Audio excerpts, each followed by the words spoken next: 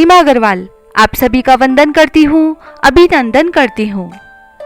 चौथ माता की कहानी। एक बुढ़िया माई के ग्वालियो बछलो नाम को बेटो थो। बुढ़िया माई बेटा के लिए 12 महीना की 12 चौथ करती। बेटो लकड़ी लाया करतो और दोनों माँ बेटा उन्होंने बेच कर गुजारा करता। बुढ़िया माई रोजीना लकड़ियाँ में से 2 लकड़ी अलग रख लेती और चौथ के दिन बेटा से ओलग बेचकर सामान लाती। 5 चूरमा का लाडू बनाती, एक गणेश जी ने खुआती, एक चौथ माता ने और एक ब्राह्मण ने देती और एक बेटा ने खुआकर आप खा लेती। एक चौथ के दिन बेटा आपकी पड़ोसन के गयो, वह भी चूरमो बना रखी थी। तो पूछियो कि आज के है सो थे चूरमो बनाया हो। पड़ोसन बोली कि मैं तो आज ही बनाया हाँ, तेरी माँ तो हर चौथ के दिन बनावे है, तने आज खाने दियो कि नहीं। बेटो बोलियो दियो तो थो। पड़ोसन बोली कि तू लकड़ियां लावे जीके में से तेरी माँ ओलबे चक्कर चूरमो बनावे। बेटो माँ ने गयो और बोलियो कि मैं तो इतनी मेहनत से लकड़ी लाऊं और तू चूरमो कर करके खावे, सो के तो मने छोड़ दे और कह चौथ माता ने छोड़ दे। माँ बोली बेटा मैं तो तेरे लिए ही चौथ को व्रत करूँ हूँ, सो तने भले ही छोड़ दूं, चौथ माता ने तो कोनी छोड़ू। जना बेटो घर से जान लाग्यो तो माँ बोली तू ये आख्या ले जा, खटे भी संकट आवे तो चौथ माता को नाम पूर दिए संकट दूर हो जासी। बेटो सोचो कि है तो झूठी बात, पने आपने के लेवे ले लेवा। घर से चालो, थोड़ी दूर गयो होवेगो कि देखे तो खून की नदी बहवे है, कठिन से भी रास तो कोनी। जद आखा पूर कर बोलियो कि हे चौथ माता, अगर यह नदी सूख कर रास्तो हो जावे तो तू साची है। इतना में ही नदी सूख कर रास्तो होगी। आगे न गयो तो जाता बावनी उजाड़ में रात होगी, चारों तरफ बाग बगेरा बोलने लग्या। जद आखा पूर कर बोलियो कि हे चौथ माता, मने रास्तो मिल जावे, नहीं तो मने ये जानवर खा जासी। इतना में ही रास्तो मिल गो। आगे ने एक राजा की नगरी में गयो। राजा हर महीना एक आदमी की बलि देतो। एक बुढ़िया माई के घर में गयो, देखे तो माई पूरा तो पोती जावे, सागे सागे रोती भी जावे। जब वो पूछो कि माई रोवे क्यों है, बुढ़िया माई बोली कि मेरे एक ही बेटो है, वो भी राजा के बलि चढ़ने जासी, ये पूड़ा ऊ के लिए ही बनाऊ हूँ। वो बोलो कि माई ये पूड़ा मैंने भर पेट खिला दे, मैं तेरा बेटा के बदले चले जाऊंगो। माई उन्हें पूड़ा खिला दिया। रात ने सोते समय बोलो कि राजा को बुलावा आवे, तो मैंने उठा दिए। आधी रात ने बुलावो आयो। माई सोचने लगी पराया पूत ने कहिया बलि चढ़वा देऊं, पर इतना में ही वो उठ गो और जान लाग्यो। तो बुढ़िया माई ने बोलियो कि मेरी कोथली और लाठी धरी राखिए। माई सोची कि आज तक कोई पाछी को नहीं आयो, यो के आसी।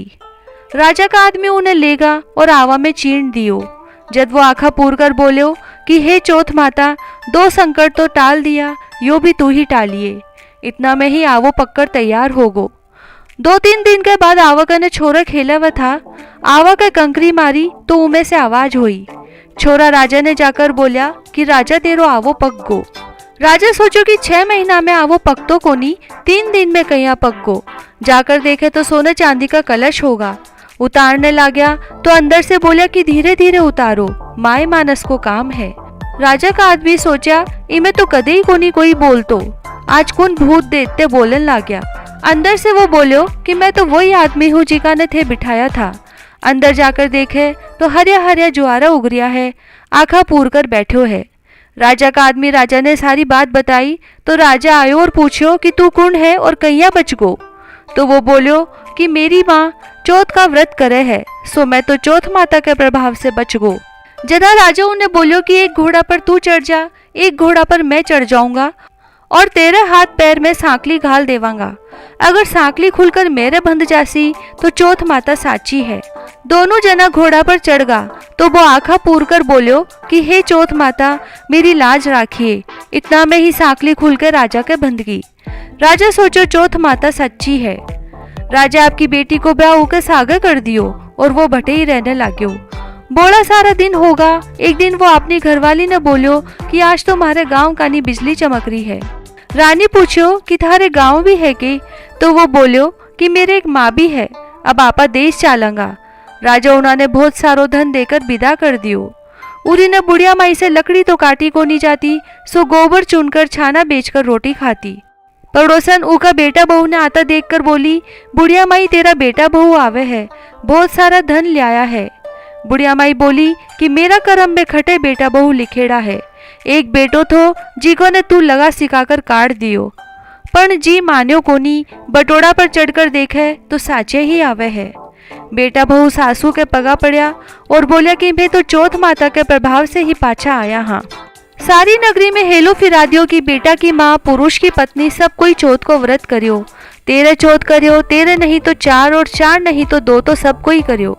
हे चौथ माता, जिसे बुढ़िया माई के बेटा को संकट काट्यो विश्व सबको काट्यो। कहता ने सुनता ने हुकारा भरता ने अपना सारा परिवार को कष्ट काट्यो। गणेश जी की कहानी। विष्णु भगवान लक्ष्मी जी ने ब्याहने जाना लाग्या। जब सारा देवी देवता ने जनेत में ले जान बुलाया, जान लाग्या तो सब कोई बोलिया कि गणेश जी ने तो कोनी ले जावा, क्योंकि 1.25 मण मूंग 1.25 मण चावल घी को तो करे कलेवो, जीमण कर बुलावो, दून दुंदाला सूंड सुढ़ाला, ऊखला सा पाँव छाजला सा कान, मस्तक मोटो लाजे भीम कुमारी, लाजे कुन्नापुर की नारी। इन्हें साग ले चाल के करांगा, इन्हें तो घर की रखवाली छोड़ जावांगा।